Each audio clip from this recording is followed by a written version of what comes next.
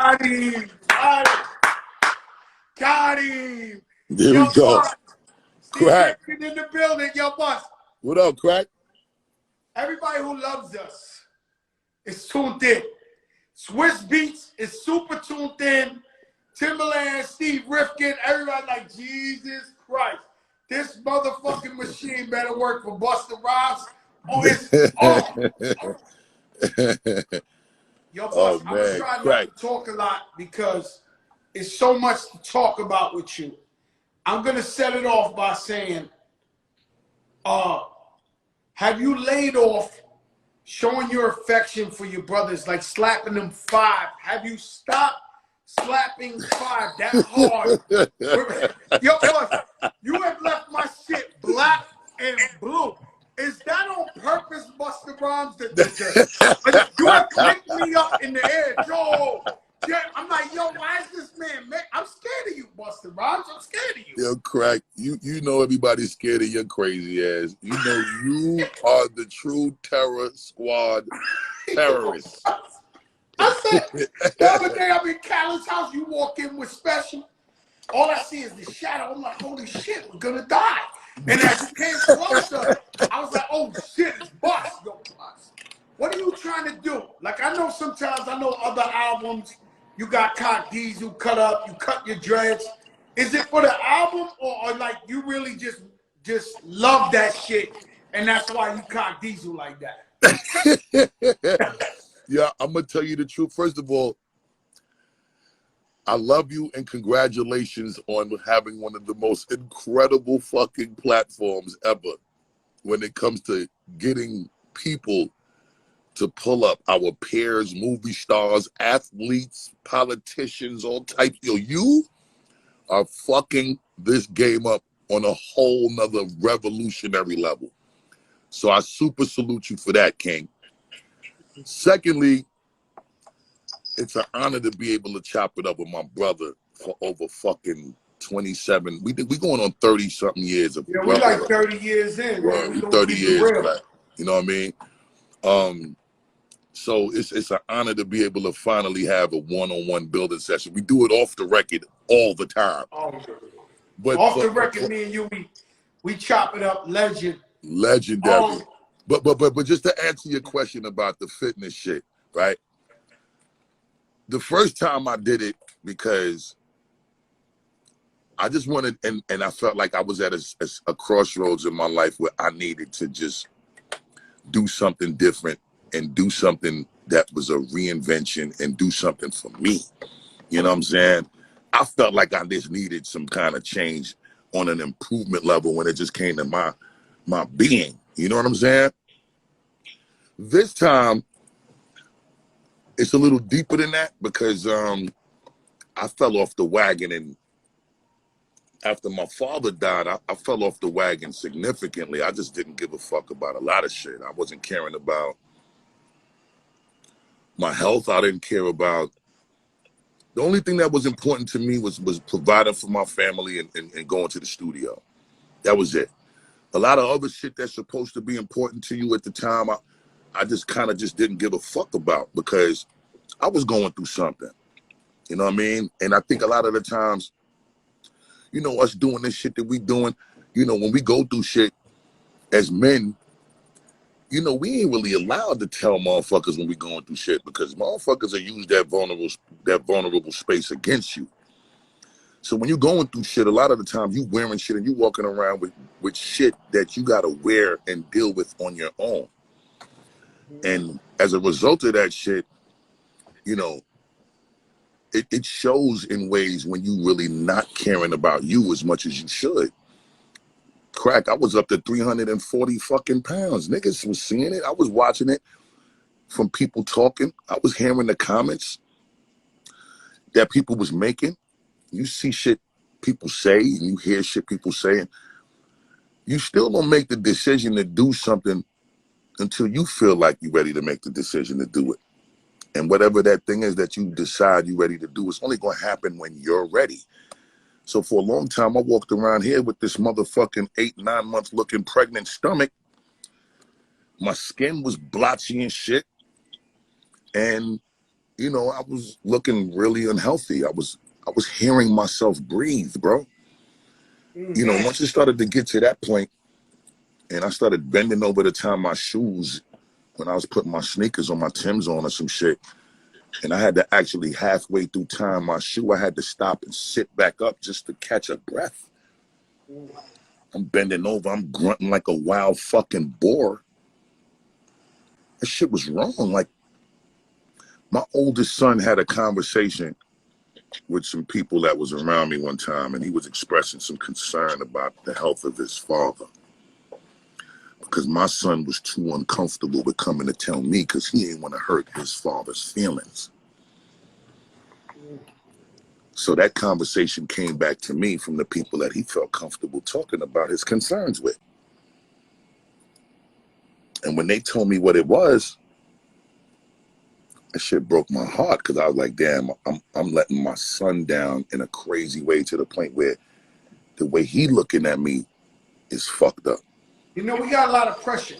You know, Yeah. Prodigy died on the road. Yeah. It's hotel room. Most artists die on the road in a hotel room, not surrounded by family. Right. And all we know how to do is work, get to the bag. Me and you, we done been to Africa, everywhere in the world.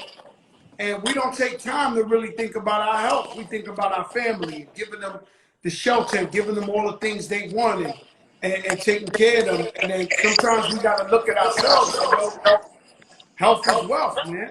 It's real shit. And if we don't take care of our health, it's nothing else. That's real shit. I ain't gonna front. I pulled from you as a source of inspiration because you started shaving off mad weight. And I was looking at this shit like crack ain't playing, and I'm out here looking crazier than I ever looked. And I'm looking at my brother who was known for being big, and you made the conscious effort and the decision to get your transformation popping in a real way. And you did this shit successfully. And I said, nah, I did this before. I know how to do this, but am I really ready to do it? You know what I'm saying? And, you know, again, that conversation with my son and you know, my people's from LA. Actually, we was in LA and he had the conversation with this brother named H and this brother named J that be holding me down when I come to LA. And when they pulled me to the side to have that talk with me, that shit cut deep. So, you know, I made a decision to get it together. I like to resonate. He did the right thing. He hit the right. He told the right people because it got back to you in a real way. Real shit. You respected that. Shout out to Swiss Beats. Yo, Swiss. Yo, listen, let me hold up. While we talking about this fitness shit, I want to big up Dexter Jackson, you know, who he helped me get it back together when I started this transformation journey last year, January. I want to big up Victor Munoz from Pro Edge because he's been my trainer from the first time I got right with the Big Bang album. And then after I finished doing my initial regimen for like a good 4 months with Dexter Jackson, I got back with Victor Munoz and continued to train with him up to now. And, you know, I got to tip my hat to him because he's been dedicated to this journey with me for shit. Busta Rhymes. 13, 14 years. You Big will up to Kai. fuck somebody up, Busta Rhymes. You will beat the blood out of motherfucker. Come on. Yeah. You're not a regular guy. Like, your shit is like, I can't. Like, you were born to do this shit. Like, I know you was born to be an MC and a rapper, but this bodybuilding shit, you a different type of brolic. I love it, Crack. I love how I feel. I love how I'm breathing. I was on 2 blood pressure medicines. I'm off them shits, bro. I'm fucking loving the fact that, you know, when you hear people acknowledge how proud or how happy they are seeing my new look, my presence, my energy, the vibe, and just how I'm resonating. You know, I don't want to skip. You know, me and you, Snoop Dogg. Happy birthday, Snoop Dogg. Happy birthday to our brother Snoop. I fucking Snoop love Dogg, you, we Snoop. love you, man. We worship you. Love you, Snoop. Word. And big up Snoop Swiss, Dogg, big up Timberland, Jay-Z, Nas. Word. We're part of an era of hip hop where we refuse to give up. We refuse. So I tell the people on here all the time, these major labels, they use you while they can. They suck it out of you, and then they throw you in the streets so you can fend for yourself. I watch artists, 25, 26 years old, get dropped off a label and start doing old school tours at 26 years old. And I was like, yo, what the fuck? These dudes are still babies. But they fell for the major label telling you, yo, this and this and that. Our era said, fuck that. We bosses. We're going to do this as long as we feel like doing this. That's a fact. Like you, huh? That's a fucking fact. Talk that shit. No, we don't give a fuck. We are our own bosses. Believe that. We love what we do, and we're going to continue doing it excellent like we want to. Because every time I look at a award show, the one thing you got is the plug to the award shows. You always front row.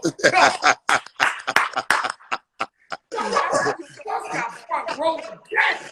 I'm talking Grammy, BET, everything. Like, you really enjoy that shit going to them award shows, huh? I enjoy our life, crack. Like, you gotta think about this shit, bro. We doing something that we love a lot. Like, crack, you know what we used to do, and what we ain't allowed to talk about. And again, it's interesting to see how everybody like to talk about that shit in the street. And as much as we've lived and done and been around, we ain't really necessarily have to beat people in the head about how much shit was happening in the street that we was involved with. Motherfuckers just knew what it was based on the way we move.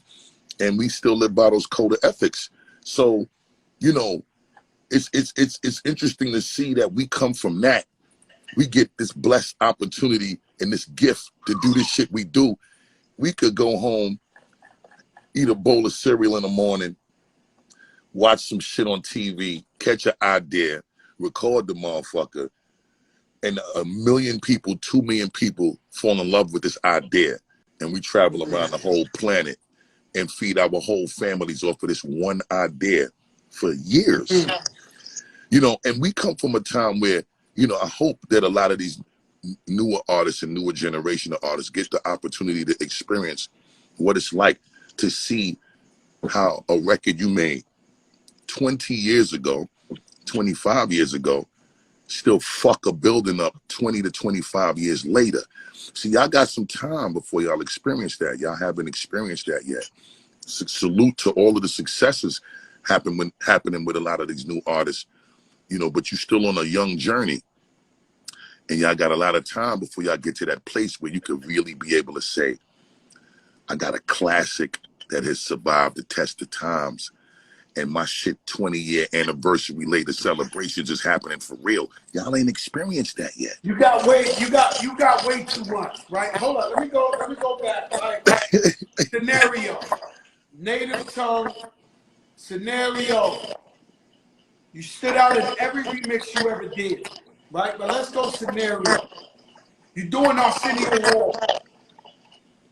Probably like your biggest first moment, right? Absolute. Was it that moment that you said to yourself, yo, I'm going solo, fuck that. I'm a superstar, I'm going. Was it the Arsenio Hall show when you did that before? At what point you said, leaders, I love you, I'm doing Busta Rhymes solo? I never said I wanted to do anything solo in my life. That happened by accident and by default and by circumstance. I never came into this shit trying to be a solo MC. So that moment when we did that Arsenio Hall concert, I just knew in that moment that I wanted to bust everybody ass on stage, period, even my brothers. Because, the brothers that I was with, we was raised, and you come from the same time, crack. We was never allowed to be okay with settling to be the weak link in the clique. Fuck out of here. Somebody else gonna take the blame for that. Not me. Not you. So yeah, you know how they used to refer, I won't say names, but they used to refer to certain legendary groups and be like, yo, that guy, he's the such and such of the crew, like the weak link, like the whack Real one. shit. Oh my God, That, yeah. that was like the worst shit to ever have to walk around. No, you was definitely the Lauryn Hill, the Method Man of the crew. You was always that. You know what I'm saying? The standout thank artist. you. But again, crack the me going solo part that happened after I realized there was no possibility or option left for me to be allowed to stay in my group. I was kicked out of my group. Elaborate. What happened? What happened that you felt like uncomfortable with the situation? I was kicked out of the group.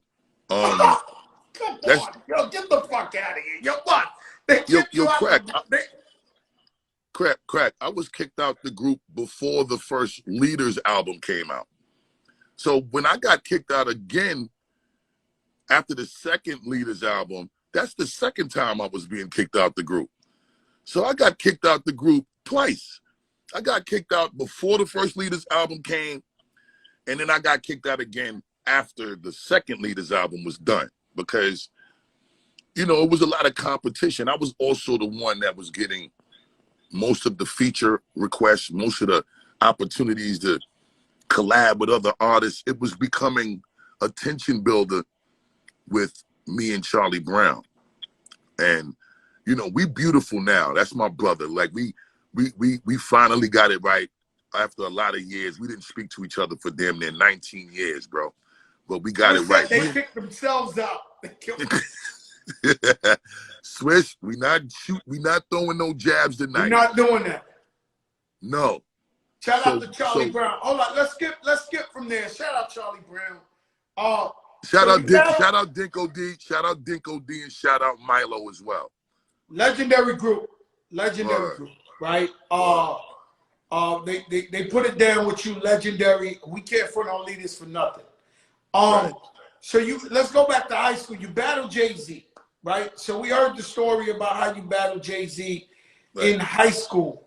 Right. Who else did you battle that became big before they blew?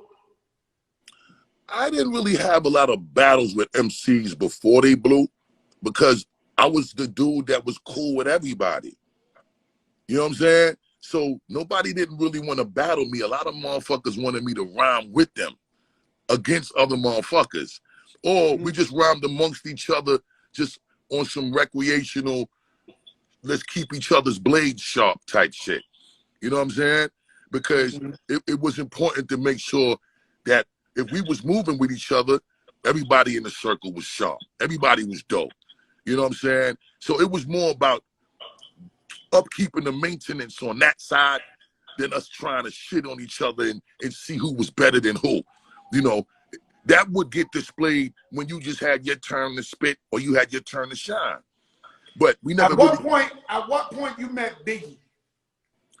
I think I met you around, I would have to say like 93, 92. Now you met me 92, 93. Yeah, 92, 93. That's what I'm saying. So, but I know you from Brooklyn. So did you know Biggie before he took off? Yeah, Biggie went to school with me and Jay. That's what I'm asking. I mean, but I never saw Biggie rhyme in school. Biggie never rhymed in school. You know what I'm saying? Me and Hov rhymed in school. Biggie never rhymed in school, but Biggie was rhyming then as well.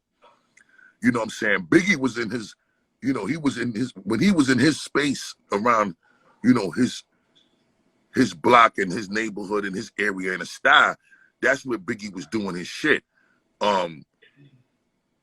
So I didn't get the chance to experience Biggie rhyming in school. You know, in school, you know, I experienced burning the tree with Big in school. We blew trees in school regularly. Biggie made sure that he made sure if you needed your trees, you had your trees in school. You know what I'm saying? So Biggie. Now, I'm gonna skip because I gotta say this legendary story. All right. I'm at Daddy's house. I'm with Biggie. I'm with Puffy, and you walk in. I don't know if you remember this, but this is a real story. You walk in, and you come in, you say, yo, turn everything off, you and Split. And you walk in. I remember this moment like yesterday. I remember Yo. this moment like yesterday. Go ahead, though. I'm gonna let you tell it. I'm gonna let you tell it. One of the greatest moments of my life.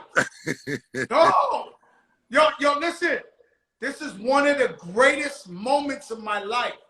So you walk in, you say, yo, turn that shit off. I want to play something. We like, yo, boss, chill. It's like 3 in the morning. You like, fuck that.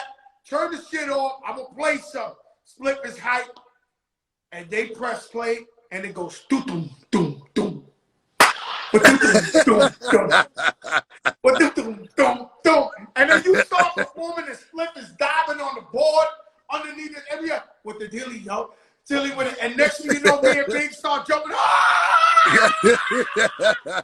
Oh my God. Yo, Bus, that was one of the most incredible moments of my life. Yo, Crack, I'm going to keep it a buck. I'm going to keep it a buck, right, Crack? And I'm going to always tell this story. That record happened because one day I was sitting with Puff, and the nigga Puff gonna tell me, you know, yo, Bus, you need to stop screaming on all of your records, my nigga. Bitches don't want to do the row like a Dungeon Dragon with you on all your songs, my nigga. So why don't you just sexy it out one time, you know what I'm saying? And so I was like, what you mean? He was like, just use your regular voice on a joint one time and just tone it down a little bit. Like, you ain't gotta be, you ain't gotta do that on every song. So I said, all right, I'm gonna try it. So this dude named Gerald Odom, we called him Fabrice at the time. That was his little nickname when he thought he was on some handsome shit for the chicks. He was my road manager, and you know, we all came up together with this real dope MC and producer, and his name is Shamello D, and this other brother named Epitome of Scratch Grand Cut, and this other brother named Buddha. And them 3 dudes produced Put Your Hands Where My Eyes Could See. And when, I think Fab used to stay at their crib a lot. So when they made the beat, Fab heard it. And he brought the shit to me at the stew. And when I heard the beat, I lost my motherfucking mind. And I was so proud of Fab for bringing it straight to me after they did it, that I told Fab, go in the booth and do the Diddy ad-libs. Try to mock Diddy and shit. That's why you hear the nigga in the fucking background that's like, aha, and let's go. 9-7. That little nigga that you hear in the background is the road manager nigga that was with me that found the beat, brought it to the stew, and I was like, fuck it, I want you to do the Diddy on it. So he did the Diddy ad-libs. I did what Diddy suggested, and I hit the shit on some calm shit. And the reason why all of the words was at the end of the rhyme ended with yo was because when we used to go out of town in DC and VA and Philly when Reaganomics era was live and we was moving shit in the street. See, the West Indian dudes, to blend in and make themselves seem like they was American, these niggas would just add the word yo to their regular Jamaican accent. Like that shit was Americanizing them because, you know, we always be like, yo, what's good? Yo, what up, yo? So a Jamaican nigga be like,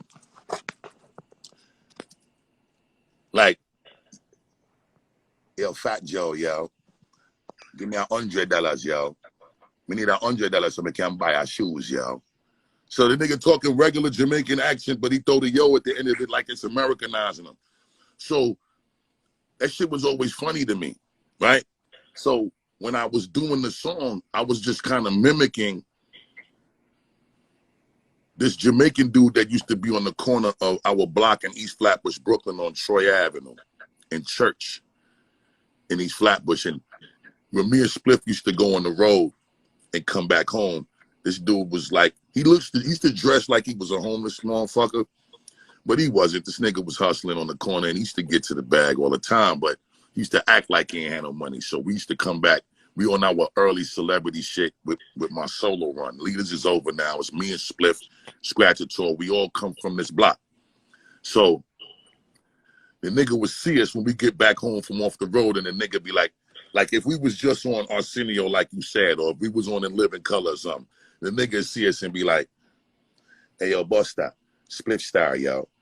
I mean, what, $100, yo. I'm hungry, man, need some food, yo. So we used to look at this nigga and laugh at the nigga. So we had to go to the studio to record the song, and we seen him on the block earlier that day before we went to the session. So I just took from that and put it in the song. Hit you with no delay and say, what you saying, yo? Silly with the 9 milli, with the dilly, yo.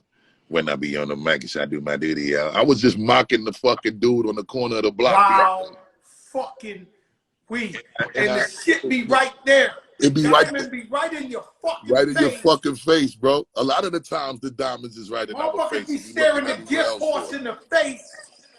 All the time you staring the gift horse in the fucking face. And you say what the deal, yo? Hey, yo, us, man. I never forget that day. That was beautiful. You know, I also claim the fame. I got 2 more claim to fame, but it's about me. But I'm gonna keep it about you. As I was there when Biggie made Hypnotized, I was in the studio with him. And Diamond D's first album, I'm every ad lib on Diamond D's whole first album. I'm every ad lib on every song. Wow, that's crazy. I ain't never knew that, bro. I never knew that. That's crazy, bro. I'm the background. That's crazy. All right, yo, that motherfucking. I know your relationship. Your relationship with B.I. Pac. Did you have any relationship with Pac in them days? You was big and he was big. I had an incredible relationship with Pac. Wow. Me and Pac been friends from early Leaders days, before he put out his solo shit, when he was still just dancing with Digital Underground. Interesting story of one of the early Pac interactions. So we had a college date to do. We had to do a show at a college, and Digital Underground was performing and Leaders was performing. We only on our first album, right? And we had to do sound check. So we get to the sound check a little bit late. Digital had already did their sound check, and we get there a little late. Digital broke out. I think Pac and Money B was still in the neighborhood. I don't know where Money B was exactly, but Pac wasn't there by himself. You know what I'm saying? So we getting ready to do the sound check. The sound man was on some bullshit because I guess we took too long, so it was time. He felt like, fuck that, I'm not sticking around to do this sound check, right? So he's shutting shit down and he acting like he getting ready to leave. And we kind of like on some, damn, we really want to get this sound check done. And the crazy shit is, Pac, he kind of saw that there was a little bit of friction going on, and he just came and involved himself in the situation. And Pac turned to this white man and he was just like, yo, he said, I need you to cut this motherfucking soundboard on. Leaders of the New School gonna get their sound check done right now. Fuck you talking about? You ain't turning on the equipment. And he just started spazzing on dude. And you know, the man wasn't trying to hear what Pac was talking about. So he acting like he breaking the fuck out. So Pac just ran up on this motherfucker and started choking him. You motherfucker, you fucking. So we had to grab Pac because we like, Pac, we not asking for all of this, bro. Chill, my nigga. Like, we just want to sound check. This ain't war, bro. But that's the type of dude Pac was. He really went out his way to extend his love and show his love. And every time I seen Tupac, he was in violence. Every single time I met him in my life, anytime I ever had an interaction with him, I seen him beating up the bootleggers on 125th. He walk in the club, he looking for somebody with the hammer. Yo, Joe, you seen such and such? Nah, Pac, I see him in Atlanta with 2 hammers. I see him anywhere I seen Tupac, it was violence involved. Yeah, Every time. you know what it was, bro? I think, and you know, it's a little frustrating for me, but it's the truth. I think Pac just really felt, he just felt, I think he took on more of this responsibility to have to prove his love when he didn't really need to. And a lot of the times, the love that I guess he felt he needed to show people that he wanted in return, he was already getting it. You get what I'm saying? I don't know why he felt the need to go above and beyond to the point where he would get himself in trouble just to prove to somebody that he got real love for him, or he'll do something to somebody for the person he loved, because that's what ended up getting him killed. You know, the situation that happened in Vegas, you know, he went and got himself involved with something that ain't have nothing to do with him. But because he was moving with those dudes from that team, he felt like he had to go out of his way to prove to them that he gonna ride for his family, his team, whoever he moving with. And it unfortunately ended up the way it did. But this has been a thing with bro that it's beautiful in one sense, because you know your man is holding you down no matter what. No matter what. You know what I'm saying? But it's also the thing that got him into a lot of situations that he could have avoided. You know what I mean? Oh, for sure. Or, oh, for sure. So with that said, was you in a weird position? And I don't really want to elaborate, but being that you knew him since Digital Underground and he had beef with Big, was you ever in a weird position being cool with both of them? Or it was like, yo, Bus, he's neutral, whatever the case may be? you know how we was raised, Crack. You know, when you know and you're friends with two people that are conflicting, you're supposed to be the neutralizer. You're supposed to be the one to try to do whatever you can to squash it. You ain't supposed to pick no side. I'm not gonna lie, I was closer to Big, even though I knew Pac first, because I went to school with Big. I was in Big's home. I hug and kiss Big's mother. She hugs and kisses me. You know, C's and all of them, we grew together. You know, I knew Pac, but I haven't been in Pac's home. I don't know the late, great, beautiful Afeni Shakur, his mom. We didn't have the same interaction based on us not living in the same proximity and space. So, the circumstances is what created my relationship dynamic to be much stronger with Big and D-Rock and Kim and C's and the whole Junior Mafia. Biggie's moms, me and Diddy, that's one of my closest friends in the world. So, and we was all on this side, we was seeing each other, crossing paths. So it was really tough for me to be in the middle of that. I mean, it was also like when I saw Pac and Q-Tip had beef. Tribe. I never knew this. This is a Joker moment. This is a Joker moment. I never knew Pac and Q-Tip had beef. Yeah, Pac and Q-Tip had a very serious and a very intense beef. Like, thank you, Gonzalo. This is during the time when I'm shooting Higher Learning movie, right? We talking like 93, 92. And Source Awards, before they started to air on television,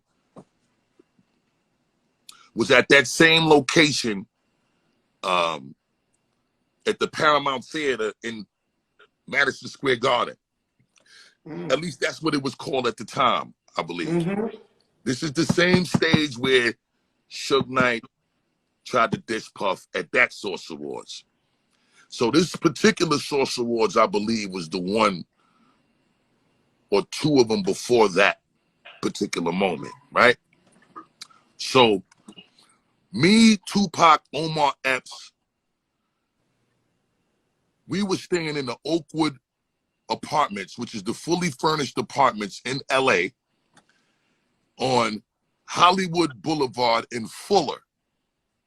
I stayed there before. So you know what I'm talking about, right?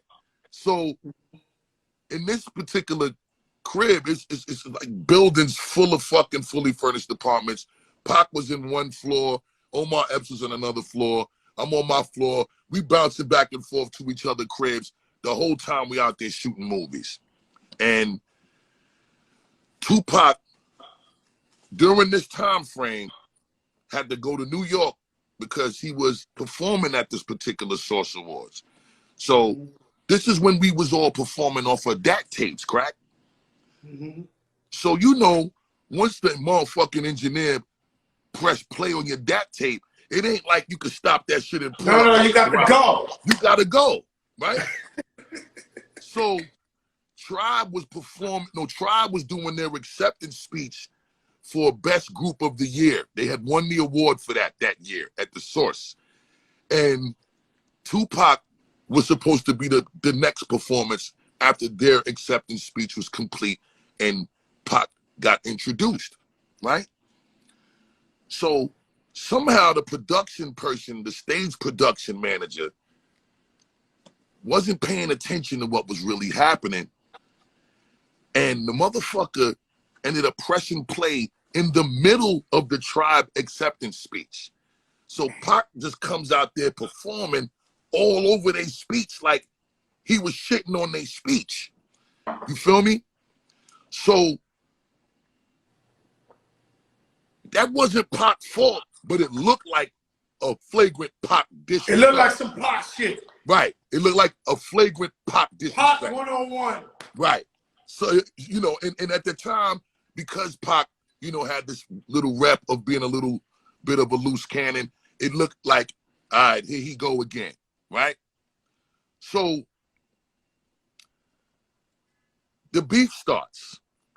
Pac comes off the stage, Tribe, they with Zulu Nation, and shit get crazy. So it ain't lead to no blows, but a pressure was very intense between Tribe and Pac at the time. And they ended up, fortunately, not going to blows, but they didn't walk away from that shit with the beef squashed. So it was going to lead to something if they crossed paths again and somebody didn't step in, intervene and mediate and try to put it to bed. Pac came back to the Oakwood Apartments.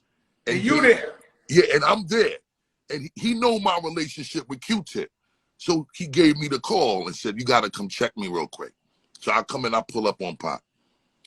When I pull up on Pac, we ain't even talk about it right away. I get to his apartment and we in there chilling, and he actually got mad blood all over the place, and he had an MPC 60 beat machine in his apartment, and it was looping this Isley Brothers sample, and he had wrote about 3-4 songs to the same sample for different records, which was confusing to me because I never saw that. Like, I write one song to a beat, I'm not writing a different song to the same beat. Pac wrote 3 or 4 songs to this same sample, and we blowing tree, and you know, I ain't want to seem anxious to know what he was talking about, because you know, it's also the vibe. We hanging around, we blowing tree, we just vibing and chilling. So it almost was like he forgot to talk to me about what he called me to talk to him for, because he had got caught up in writing these songs. So I eventually said to him, you wanted to holler at me about something? And he go, oh yeah. So, you know, this is what happened with me and Q-Tip, and I know you and Q-Tip is like brothers. And it wasn't my fault. They pressed play on the DAC. I fucking hear my song. I go out there. I got to do what I'm doing. I didn't, you know, I'm focusing on the shit that I got to do. So I wasn't even really paying attention to the fact that they was doing their acceptance speech. And when they approached me on some shit, I didn't know what it was about. I need Q-Tip to know I wasn't on no bullshit. Like, I got unbelievable respect for Tip and Fife and Tribe. So could you get us on the phone? Because he ain't have Tip number. So I called Tip, and I talked to Tip about Pac getting on the wanting to talk to him. Him and Pac spoke.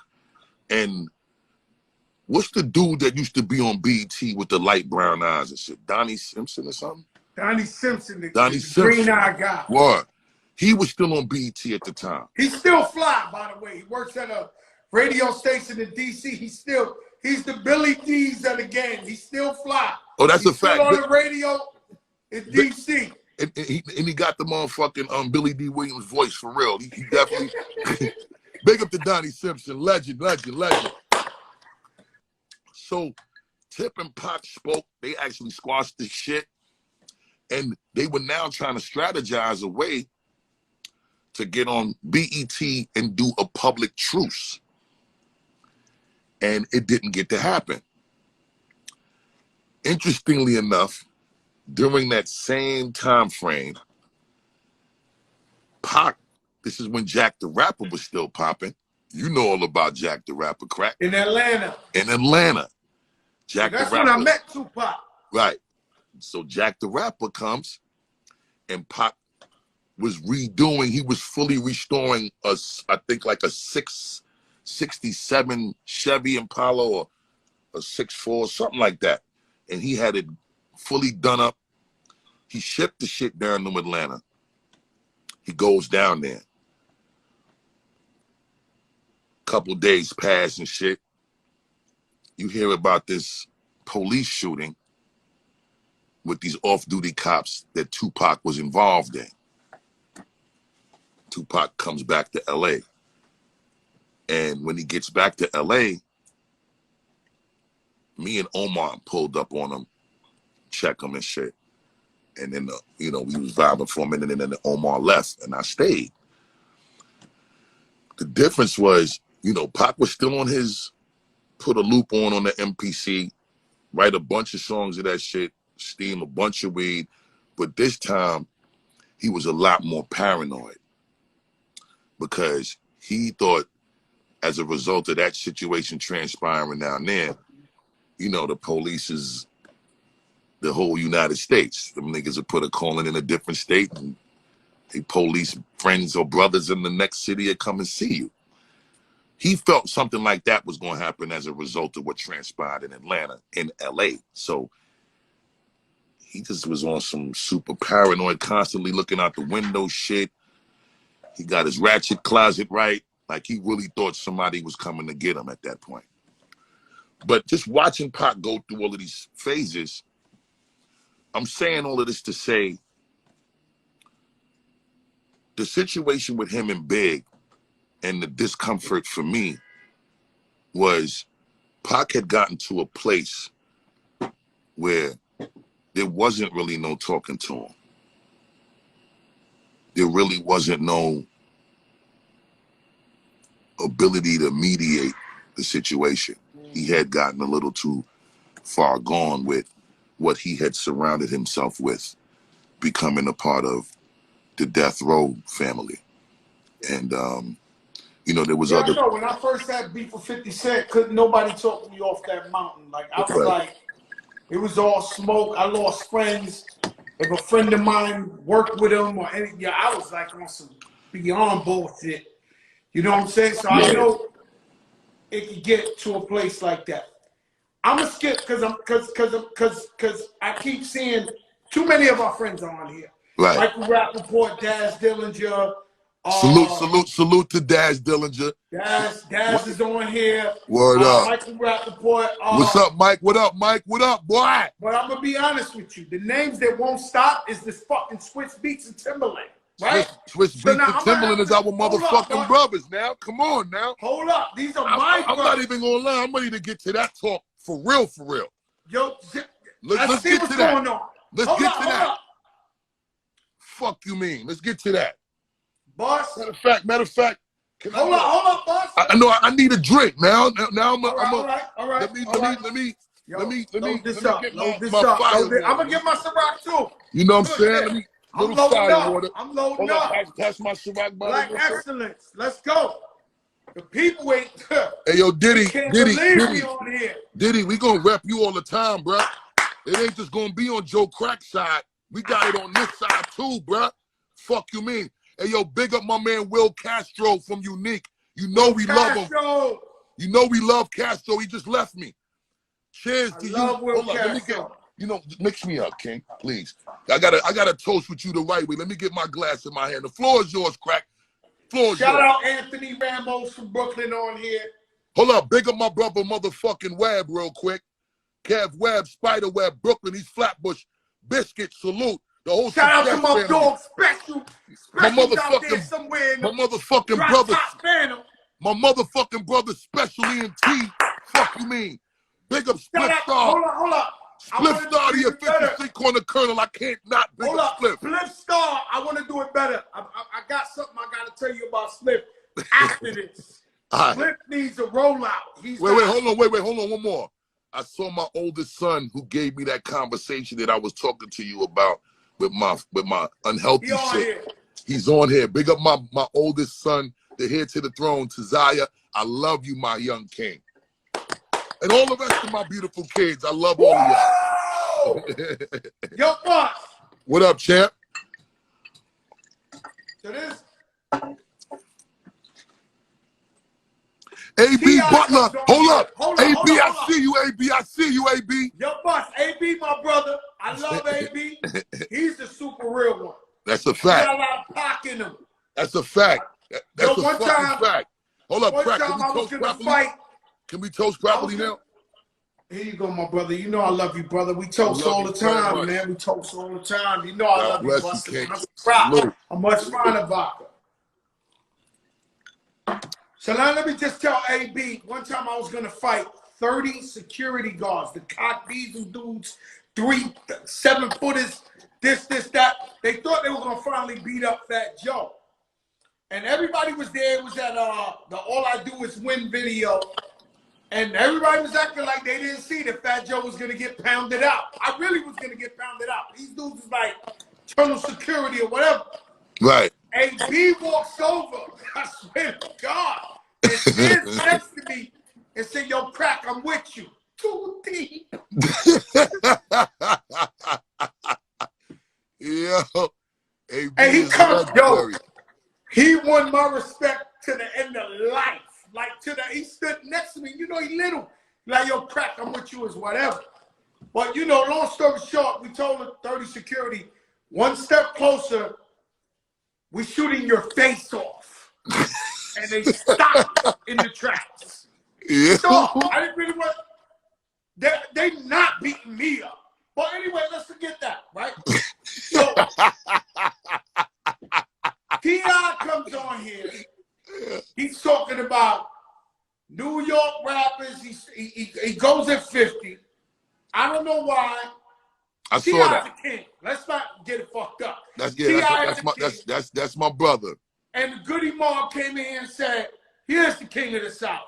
Goody Mob told me this. By the way, Goody Mob told me you the one who put all that knowledge in them that they were speaking on that first album and all that. I love Goody Mob so much. They were very, very close to me at the time. We used to all be in Dallas, Austin. We gonna get back to T.I.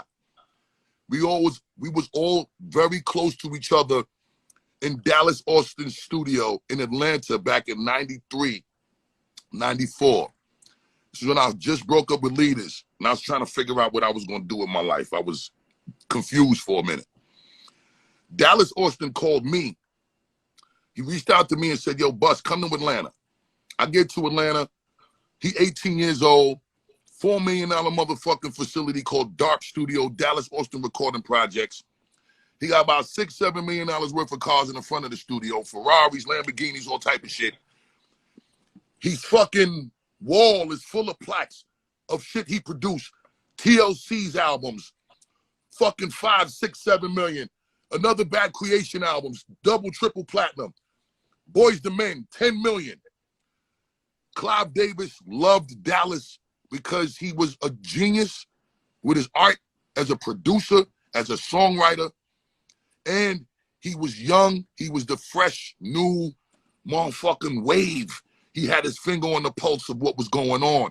He knew how to hit the center of the bullseye, not only when it came to making a hit record, but when it came to being able to make them records that was hits that was going to generate a shitload of fucking money. On top of that, Dallas Austin had a conversation with me because he knew that I had Rampage as my artist, and he was like, yo, I like Rampage. You know what I'm saying? And while you figuring out what you doing with your solo shit, now that you broke up with Leaders, let's put this executive hat on you. I got the label deal with Arista, with Clive Davis, with Riley Records. So, you know, I'm distributed by the major, and, you know, I'm gonna give you this production deal. And, you know, me and you gonna partner up. We gonna put out Rampage through your shit. So that nigga powered me up. He gave me the fucking Pac-Man super pellets and shit. I powered up crazy, and I put my executive hat on for the first time. This is when Flip Mode is born. So I needed a company name for my company through Dallas, my production company. And he was like, you got to come up with a name. Give me a name, and I'm going to help you get the logo. So I'm sitting, and I'm thinking of my lyrics to shit that I might have said that was cool to me, that would rep my company and rep me best.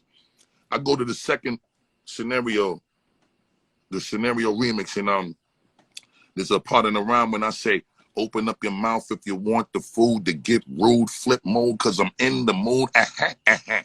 Yeah, man, that's how it goes. Body get rough up, blood coming out the nose. So that line, Flip Mode, I said, that sound like me, because I like flipping the mode on shit. I don't like doing shit regular. So I go back to Dallas and I say, I want to name my shit Flip Mode Entertainment. And I'm going to build the artist roster and call them Flip Mode Squad. So Dallas goes, he said, I'm going to get back to you with some logo options. And he comes back to me and he presents me like 6 options. And the one that the world finally got to see is the one that I got from Dallas. Flip Mode. So like you look at it, there's an upside down Flip Mode and then there's a right side up. Every time you turn it around, it reads right side up. I said, this is the dopest fucking logo ever. So I take the name, we start Flip Mode Entertainment. Rampage comes out with his first single, Beware the Ramp Sack. That shit did alright. Then we come right after that with Wild for the Night. We flatlining shit.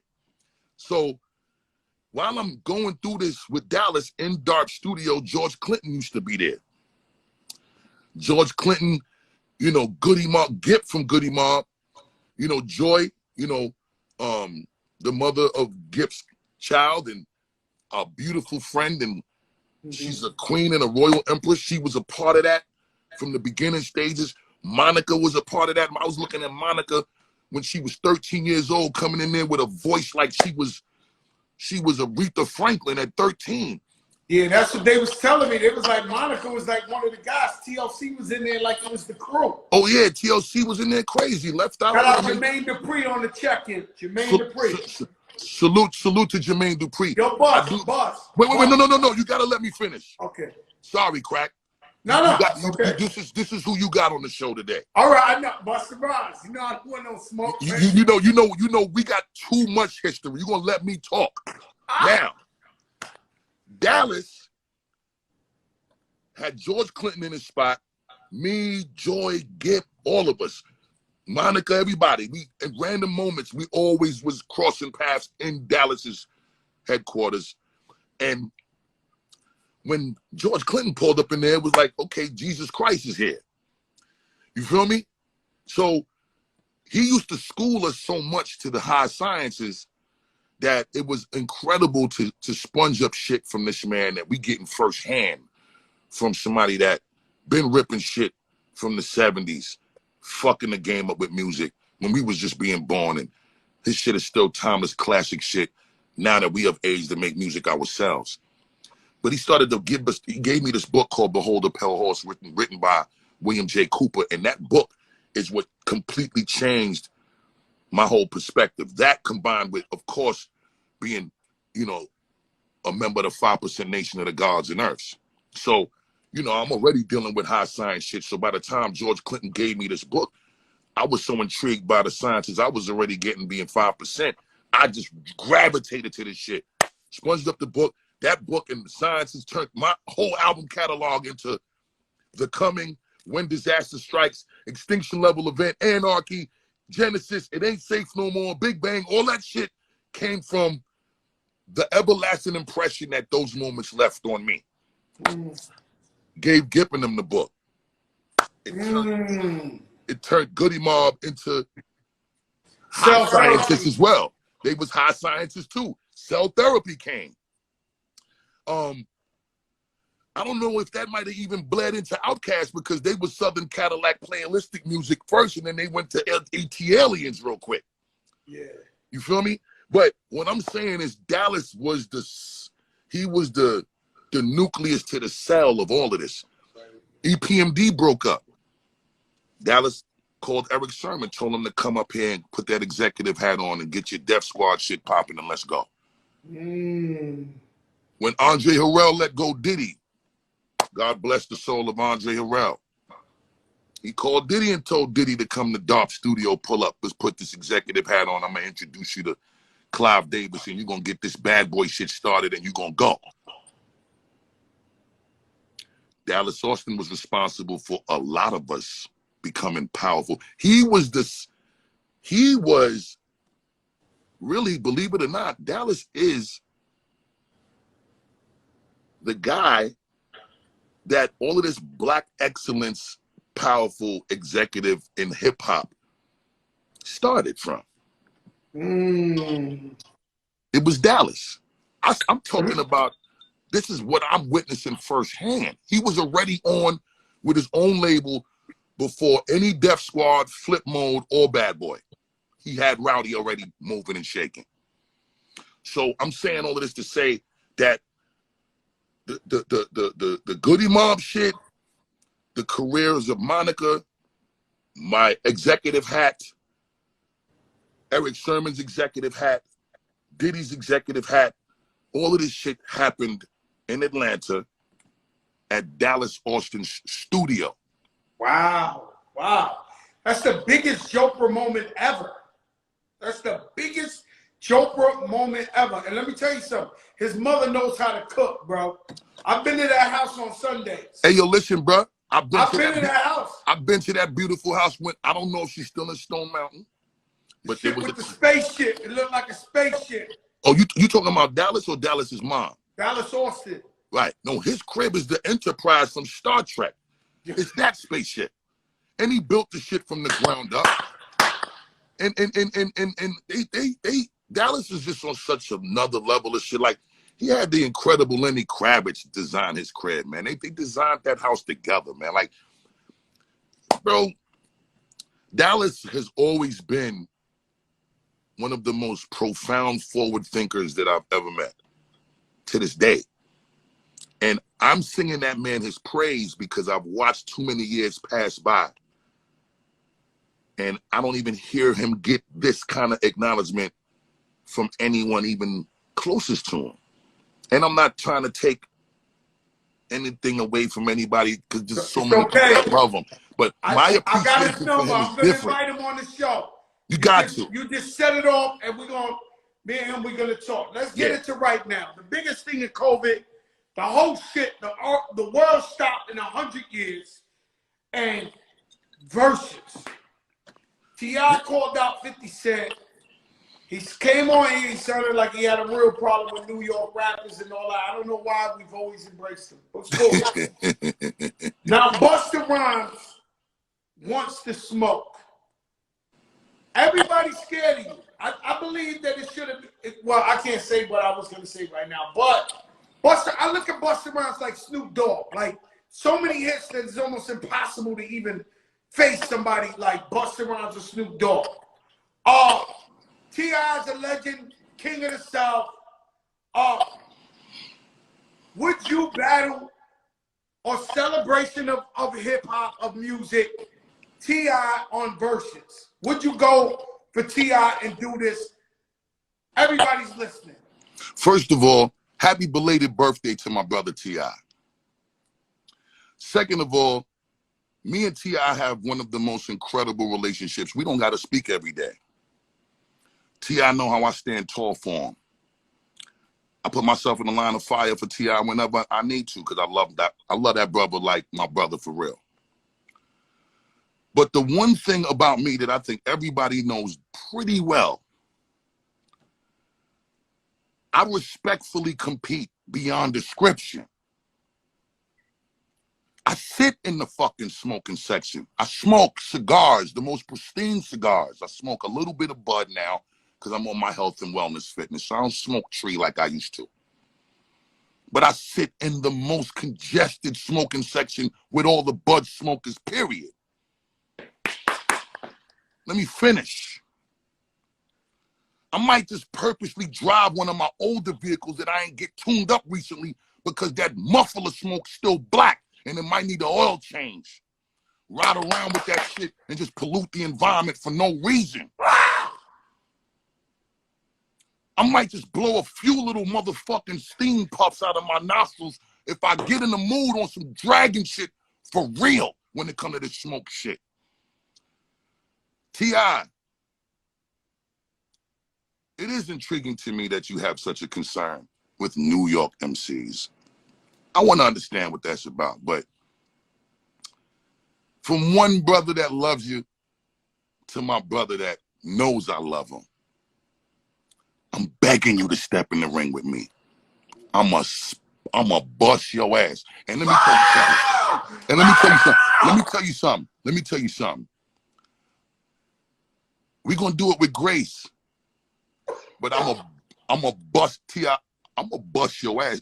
Come on, T.I. Let's have fun. Woo! Let's have fun, T.I. Woo! This is quick. Let me tell you something. Let's have fun, T.I. So this is gonna be quick. It's gonna be a quick, expeditiously response. ASAP. You know I know my brother, but see, this is why I have to say it this way, because T.I., he don't play no games. He don't sugarcoat shit, and he's not no fucking half-stepper. And with me knowing that T.I. accepts every and any challenge, I got to make sure that I'm clear about accepting every and any challenge with him. And that's it. You got people. Remy just commented he want all the smoke. Everybody's going crazy right now. This shit. Breaking news is going down. T.I. Busta. It's going down. There's no way around it. Versus is going down.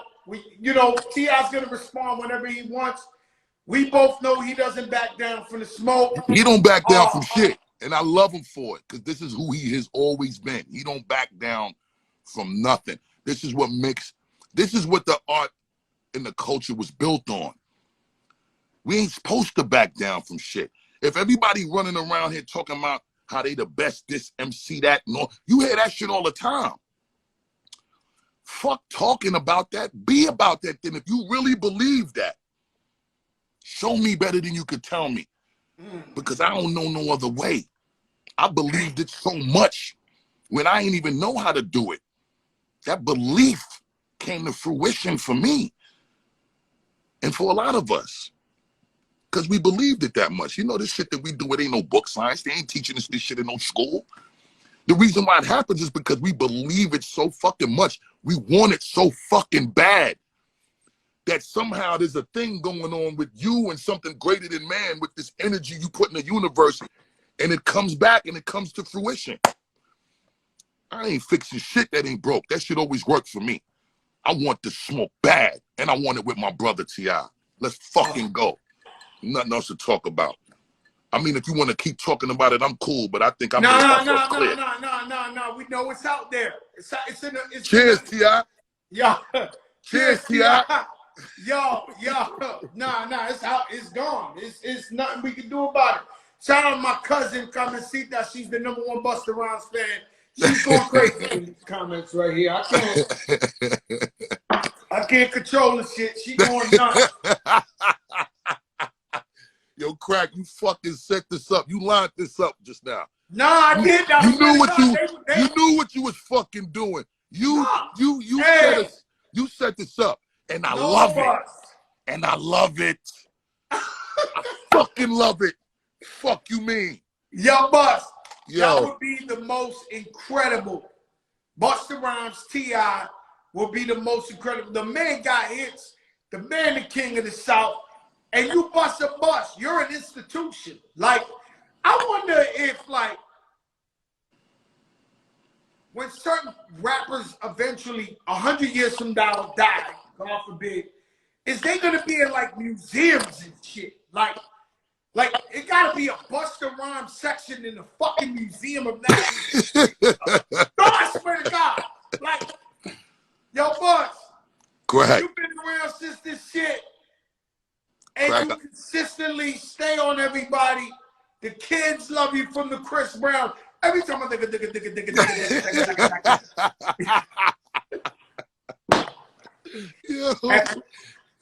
Yo, Bust, let me tell you something. Shout out to Mona Scott. Listen. Sylvia Rome. Shout to Mona Scott, Sylvia. They are the mothers and the architects of what molded and shaped Busta Rhymes career-wise and professionally. I don't know what the fuck I would have been able to do without those two incredible women. But you know, women are the greatest nurturers. I was in the best care with those women involved with my life. That's the reason why my wins were so great. They took care of me like I was their child, like I was their younger brother. They loved me for real. To this day, I love the both of them undescribably. Like, they are forever etched in the DNA of my legacy. You know what I'm saying? And, you know, ain't none of this shit gonna happen without me giving it up to my mother. You know, everybody, I just want y'all to be clear. My mom's had to sign my record deal when I was 17, December 12th, 1989. And she could have woke up in a mood that day because maybe I misbehaved the night before while I'm still living in her crib. And she could have said, fuck you, I ain't signing shit. Go take your ass out and go get some fucking chores done in the house and shut your ass up and sit down.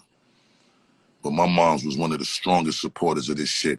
My mom used to cook good Jamaican food and bring that shit to the studio to feed me, Charlie Brown, and Dinko 12 o'clock at night.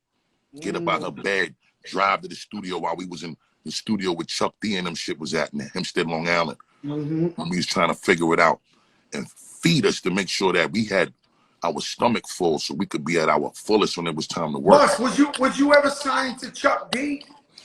No, we was never signed to Chuck D or Hank Shockley, but they gave us everything. Chuck D gave me everything. He gave me my name, Busta Rhymes. They gave us the name leaders of the new school. They gave us the fundamentals, the code of ethics, the fiber, the infrastructure, the understanding, the whole navigation system on how you needed to be at your fullest. How you needed to be a well-rounded artist. How you needed to be so that motherfuckers would have a difficult time competing with you. I know you was there when Ice Cube was working on his album out there. America's Most Wanted. I was there from the beginning before the first song was recorded. Big up to Ice Cube. And you know something? It's interesting, not to veer off, we're going to come back to that. But it's interesting to watch people, these countless voiceless people in this era and in this time frame that should be lucky they didn't come from our time frame. See, our time frame, you can't just at somebody's name and talk disrespectfully and hide behind your little fucking computer. You said shit, you needed to be conscious of how you spoke because you couldn't speak behind a computer. When you said shit, it was usually being said to someone. And this 6 degrees of separation shit is real. So you also have to be mindful of who you said shit to. Because you don't know if it's going to get back to the person you're talking about. And you also don't know how soon or how long it will be before you cross paths with the motherfucker you talking on. And accountability was real. When you said the wrong shit and you run into a motherfucker, you might have got your fucking face broken for it. And that wasn't such a bad thing, because it made people rethink how they should act and how they should live. And it was called being a little more mindful and a little more respectful. And even if you had an issue with somebody, you would be a little more conscious about who you say it to, and maybe you would be a little more courageous about speaking to them directly, so that the conversation could be a civil one, even if it's to agree to disagree. But nowadays, you know, you see all of these people talking crazy. You want to try to cancel a god like him? That man been fighting for our people his whole fucking career. That man been fighting for our people. He's actually going to try to get something for our people. How can you cancel a man that's going to try to get something for our people? Let me ask one question. Black and brown people, I done lived through, and if you and my age, we done lived through a lot of Democrats and a lot of Republicans being in office.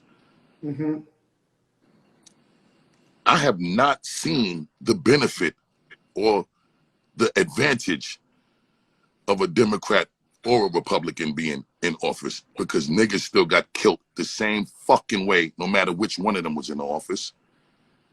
The disproportionate racial imbalance has not only been the same, but has gotten worse, no matter which one of them was in the office, for black people and brown people. How the fuck we canceling Ice Cube? You crazy? Don't get caught up in the propaganda of these fucking shenanigans that these politicians play. Remember, they politicians. We people. How the voting shit work too, though, right? The voting thing works. When you vote, you vote for a president, or you vote for the member of the electoral college? Which one is it? Well, it's two ways. It's two ways. It's the electoral college, and you vote for whatever the president. I say, because I voted today, Bus, right? And I know me and you could be on here for 4 hours about that. But Right. I say Ice Cube is right to ask for accountability for black people. All he's asking for is, could you put down in paper what's really going on? The only thing that I think is a little wrong about it is, and I know they say the same gimmick every year, every 4 years, is like, this is it. You got to vote now or forever hold your peace, or this country's going to the thing. So I just can't stomach or digest our president right now. I can't watch him on TV talking all this divisive shit, splitting the country in half. So me personally, I would say that I'm with Ice Cube the day after Joe Biden wins, and we'll hold him accountable to what Ice Cube is saying. I'm with him, because I have to agree with you. I had this conversation with my mother and father yesterday. We've been Democrats since I was born. And so I'm telling my mother, I said, listen, we are not the same black and brown people of 1970, 1980, even though it was intelligent, but it was scarce, right? Now, we have really built intelligence on another level. Right. And our vote means we want to see what's done for our community. So I'm with Ice Cube in that 1,000,000%. I just personally, Fat Joe, cannot stomach this guy on TV for 4 more years. I just can't. Personally. That's all I'm saying. I'm with you, Crack. 1,000,000%. And about canceling, the whole shit is some fuck shit. The whole cancel nation, the whole whatever they doing on Twitter is the biggest fuck shit I've ever seen in my life. You got a person who, the way I deal with people is I deal with their integrity and their actions by years. So somebody can tell me, Bus, you never lied to me, Bus. You can actually come in my house and there's $1 million watch there, and you possibly could have been the only dude in this motherfucker, and the watch is missing, and I couldn't say Busta Rhymes stole it. Because I'd be like, yo, I know this man 20-something years. He ain't never like, I gotta go by the track record. What the fuck are we living for if we can't judge people by their track record? That's all I'm saying. So, like, with Ice Cube, he's 1,000,000% correct. I'm with him. I just need, personally, Bus, and I know we can talk forever about this, I need this guy out of here. Like, I'm with you.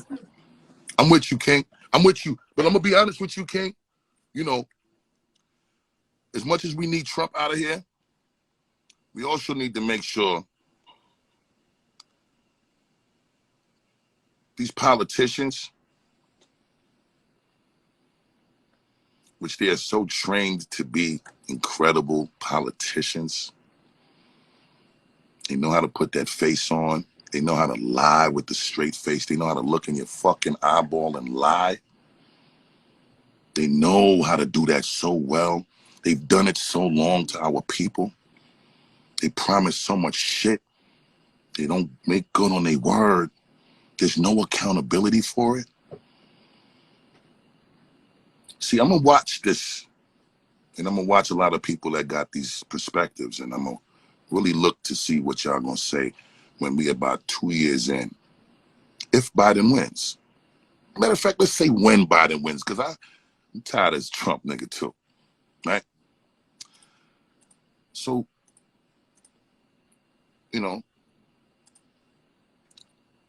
everybody got their shit with them now. I said first day. Listen to me, Bus. Let me just First finish, day. crack. Let me just finish, crack. Everybody got their shit with him. Biden got some shit with him that he's, you know, he realized he made a lot of mistakes on in the past. Some of these things are not even, there's a few things that ain't coming up too. But we're going to leave it where it is. All I'm saying is, I'm watching these debates. I'm watching the campaign trail.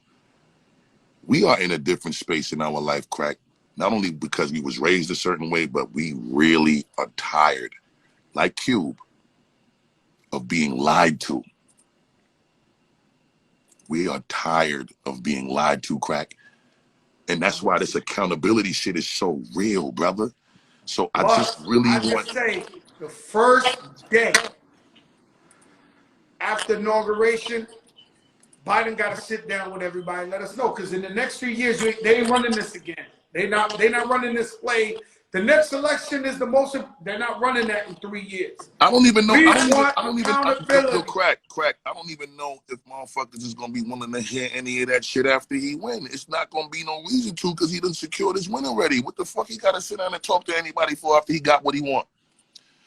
Listen, they have a fraternity called the Democrats.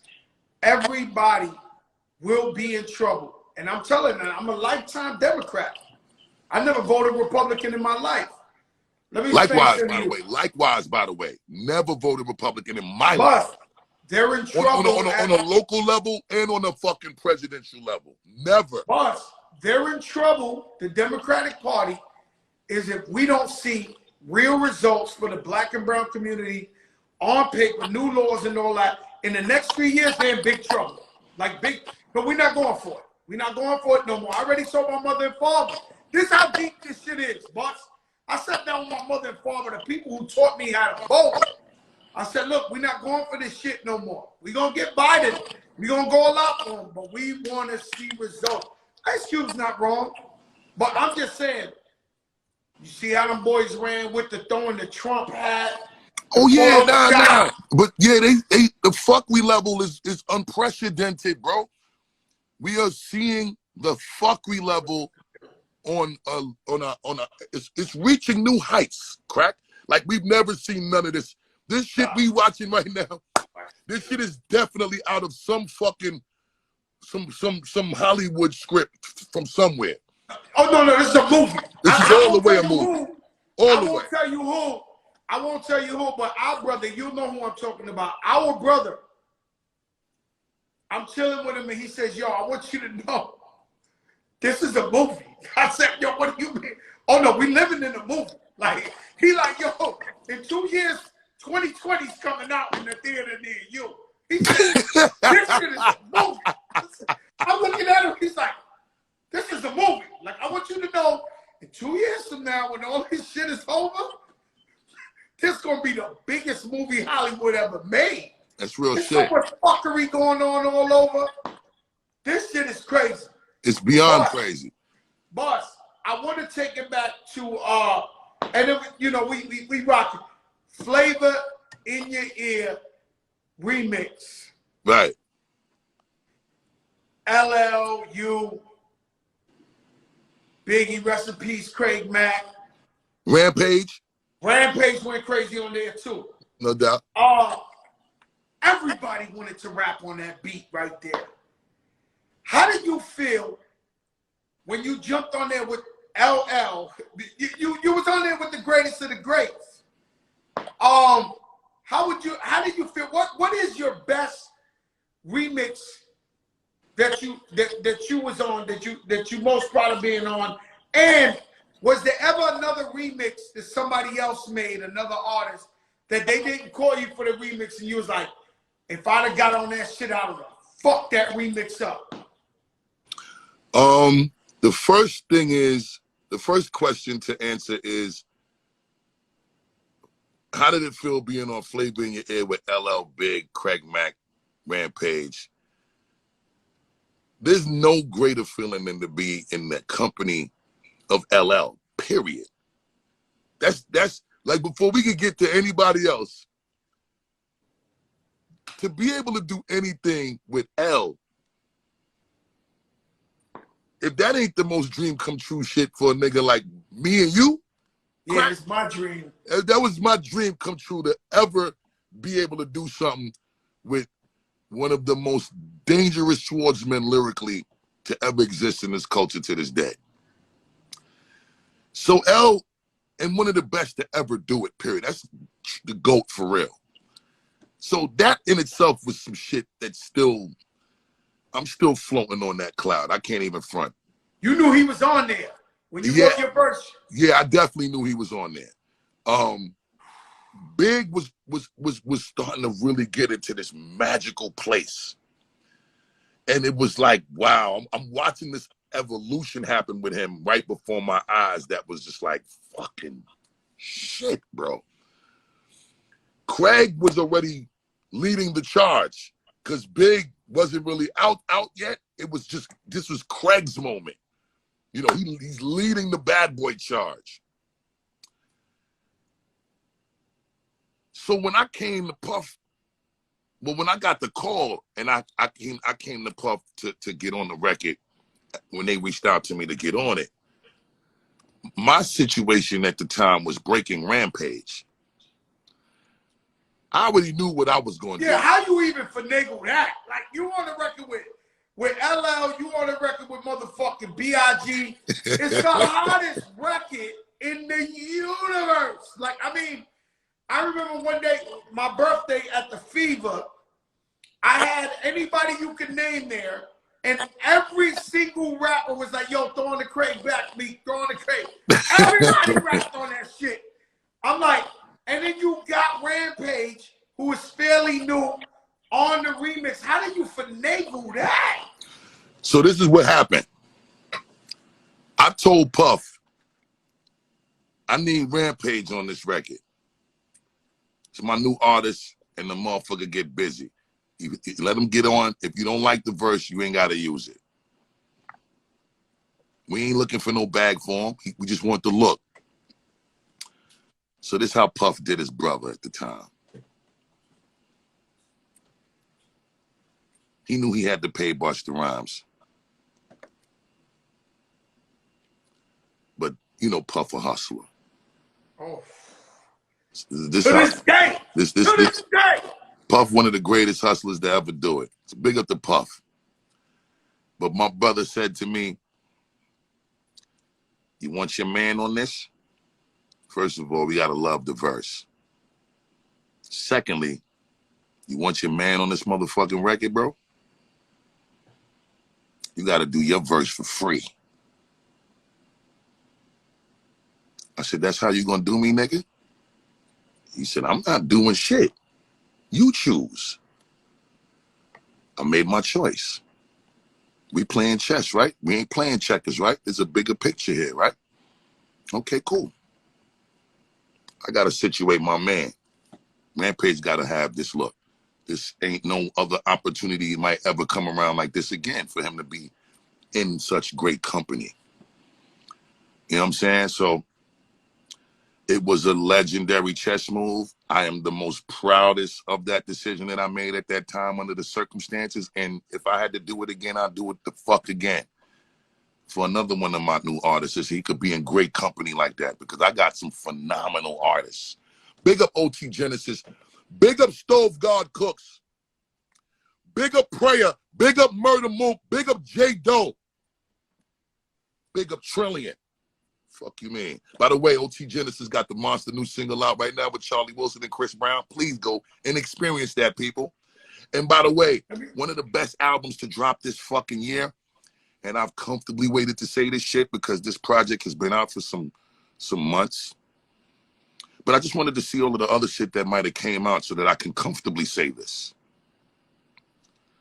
Stove God Cooks has an album called Reasonable Drought. And it is produced entirely by Rock Marcy, my other fucking brother.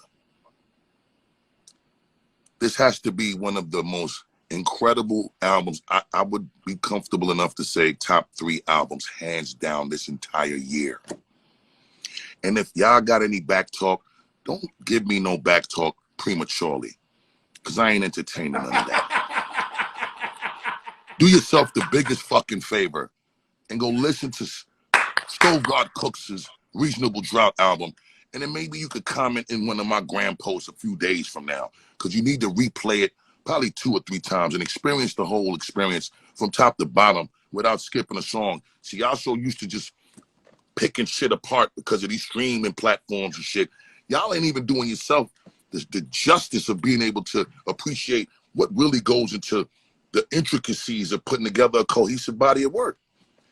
Y'all missing out on so much magic. Just the way a song goes into the other song. There might be some shit in that little 10 seconds that's such a magical fucking moment that you missing out on. Treat yourself to that. It don't take more than about an hour, one day, so you could just appreciate the refreshing first-time experience. The second day, you get to dissecting the shit. You want to start rewinding punchlines and metaphors. And then the third time you listen, you're very clear and you got an understanding of what the fuck is going on. Then you could comment. Then you could call me and talk about what I'm talking about. But again, big up motherfucking Stove God Cooks and the rest of the conglomerate family. That's that. What's the remix you wish you was on that you ain't get on? Okay. Let me think about this. Overall, or are you talking about old shit or recent shit? Overall, you heard a remix, not recent. It could be anything, recent or old. What's the song you I'm heard? gonna tell you the remix that I wish I was able to rhyme on. When it was new and fresh. But I ended up doing my own version of the shit on the Genesis album anyway. But when Pete Rock did Shut 'Em Down remix for Public Enemy, I cried down that shit, bro. I cried several times. Like, it wasn't just one time I cried. Like, crack, you remember what the fuck that beat and that remix and that marriage with Chuck D's voice and that production made you feel like. No, that shit was crazy. Yo, you know how we used to wish certain records was ours? You remember how we used to do that a lot? We would be around a nigga, we love their record so much, but we couldn't even really say it to him. I wish your fucking record was mine. Yo, you know what I'm talking about, crack? Yo, that was one of them records, bro. Mm-hmm. I just was like,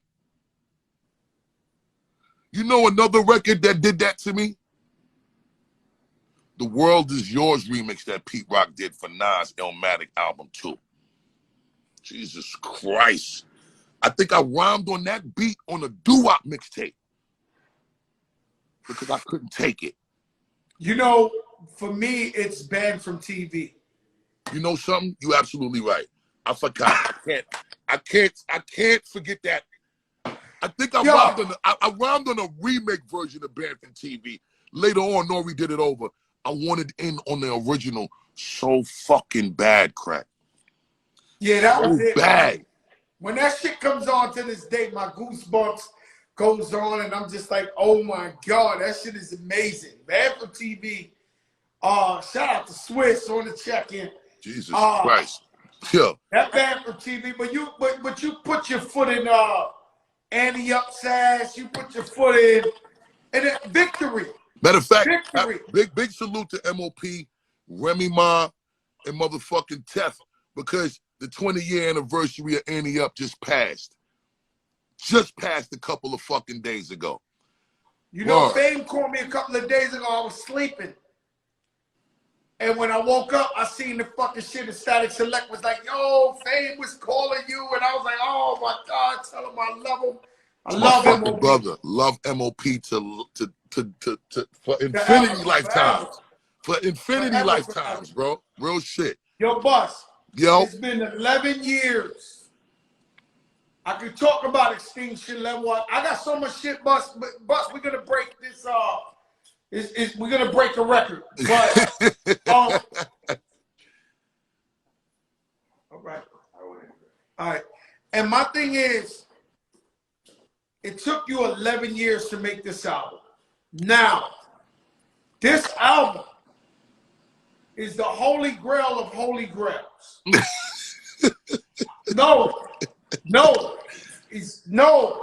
It's like, it is what it is. I don't want to talk about certain things. Tell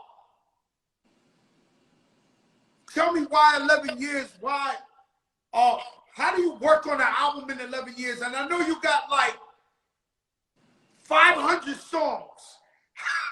How do you pick? Yo, Bus, you in the studio for 11 years. You've been in the studio every night. That's a fact. I don't even know how you could pay for the budget for a studio for 11 years. Every night. There is no budget. It's just my money, and I love the studio, and I don't think that anyone is more of a testament of investing in yourself than me, because I don't know anybody who wants it more than me. Still, artists out there, invest in yourself. You heard Bus. Real invest shit. in yourself. Continue, Bus. 11 years, Bus. I know who's on the album. It's fucking out of this fucking world. No, Bus, this ain't no regular type. Shout out to Breon. Breon on the check. And Breon salute. I do want to say big shout out to Jamie Foxx. He's going through a turbulent time right now. I didn't know that. I don't want to put it out there on no negative shit. It's just, you know, family lost a very significant loved one in his family. I gotta hit him up. I love Jamie, man. Yeah, I want everybody real quick to just send they most beautiful, you know, prayers and incredible energy to our brother Jamie Foxx, and just wish him well through this challenging time. And Jamie, we love you, and you know, may the blessings continue to be bestowed on overflowing levels on you and your family during these times, brother. I love you, and forgive me if I disclose. Yeah, he's one of the best people I know on earth. Real talk. One of the best people I know on earth. Jamie Foxx makes everybody happy, always makes you feel good. He always comes through for everybody. So prayers out to Jamie. Real talk. Damn. Yeah. That's crazy, Bus. Yeah. I didn't want to throw the energy in a negative place, but you know, we know that we got to start being a little more responsible and taking the initiative with keeping each other up. You know what I'm saying? Especially during these times. You know, again, like we was talking about earlier, you know, as men, we're not really allowed to talk about when we're going through vulnerable times and vulnerable spaces in our lives. And we got to stop letting that shit be okay. Like, we should be able to start being more of a resource to each other, bro. And it's okay to ask each other for fucking help.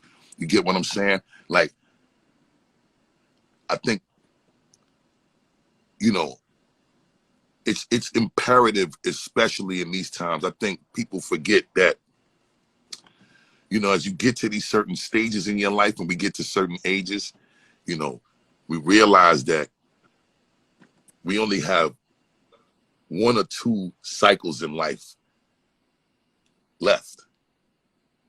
When you done been through 1 or 2 or 3 of them already, and you're at the midway point. We've been through 3. We've been through 3. Well, we've been through 3. I've been through 4 before the 3 in the streets. That was like 10 cycles. Real shit. Yo, I don't even believe it, man. I can't even believe it. It's a blessing what we've survived, and you in particularly, and what we here able to do in celebrating each other with this kind of dialogue we having. But with what we learned with and from the shit we done been through, how are we applying the shit that we've learned? And are we applying the shit that we've learned the way we're supposed to? I know, in particularly when it comes to the way we say we love each other, the way we say we rock with each other and support each other. I'm not with the talk no more the way I used to.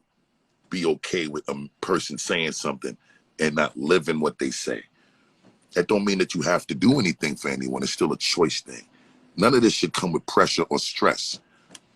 But if you are in the position to help a brother, a friend, a loved one that you know really need it, and they are worthy of that blessing from you, you ain't taking nothing with you when it's time to go. Oh, you never are. Never are. So talk to these people. Give me 1 minute, boss. I'm coming right. I gotta use the bathroom. Got you, King. Got you. Got me fucked up. Talk to them 1 second, boss. Yo, I'm gonna spend this time to acknowledge a few people. I want everybody to big up Vibes Cartel. It's one of the most incredible and one of the most profound artists to ever exist. Period. I want everybody to big up Buju Banton. Another one of the most incredibly profound artists to ever exist. I want everybody to big up Bounty Killer. That man is responsible for giving birth and breathing life into so many artists from dancehall culture. Big up Ninja Man. That is my brother and my friend. There's a lot of other artists that needs to be acknowledged on the dancehall circuit. I just want to big up the whole entire dancehall and Jamaican culture, because that's what made me. That's what gave birth to hip hop. Period. Boss. What's good, Crack? Thank you. You know, for many years, I thought Sade was her name. I didn't realize it was a group. I always thought it was Sade. I always thought that too. I found that out later on. You're absolutely right. Yo, it's a fucking group, right? Hold on 1 second. I got to big up Be Worried. Y'all gonna learn who Be Worried is. Y'all know him, but y'all don't know him. Stay tuned. Let me say something, boss. Boss, this is a big moment, though. You gotta let me finish this one. Got you. If Busta Rhymes, the name Busta Rhymes was a group, we would have to include one of the main ingredients, which is split style, you know. And the bumper cloth, you mean, Fat Joe? Of course, you have to include split style, man. You mean, man? Split Star. Tell me about your relationship with Split Star. It's you. I even remember when you played the joint for me and Biggie. Split was it like you too? Because with no disrespect to Dougie Fresh, because Dougie Fresh is one of my role models. You are the greatest entertainer of all time. I mean, and Doug is beyond a living legend of a living, you know, we love, right? Because that's the only person, right? But yo, boss, tell me about you and Split Star. How you met? What's this relationship? What's this organic? Like, nobody else is like you two, bro. Thank you, Crack. I mean, first of all, I love the fact that you giving me an opportunity to really express my gratification and my love for Spliff. Like, Spliff is my best friend. I got a few really incredible best friends that they come from my very, very, and it's not just my humble beginnings, just my beginnings, period. Spliff Star, my DJ Scratchator, my brother Kev Webb, and my brother Special. These are all 34, 35-year and better relationships. Every last name that I just called. So I'm talking like me and Spliff first really had our real, we knew each other before this moment, but this was the moment that turned us into friends. Me and my cousin Eric and Troy Avenue between Church and Linden Boulevard, Church Avenue and Linden Boulevard in East Flatbush, Brooklyn. My cousin. We all was raised in my cousin's crib. My cousins Zanab, Tashi, Mike Burrows, and Michelle. And that house, that was like the house that the whole block loved to come to, right? Because my Aunt Zonia and my Uncle Tony got 5 kids. They all is in similar age group.